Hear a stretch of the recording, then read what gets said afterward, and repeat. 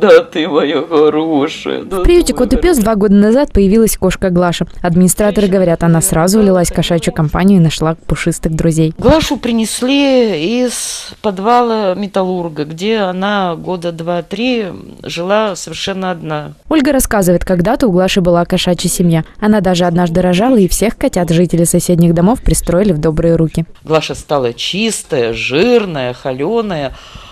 Она такой не была. Она была, конечно, очень-очень напугана. Глаша напугана жизнью настолько, что она вот уже 2 года не выходит в прогулочный вольер. Ольга Кузнецова уверена, Глаша сможет ловить мышей в частном доме. А вот брать ее как мягкую игрушку для ребенка не стоит. За неосторожное обращение может и царапнуть.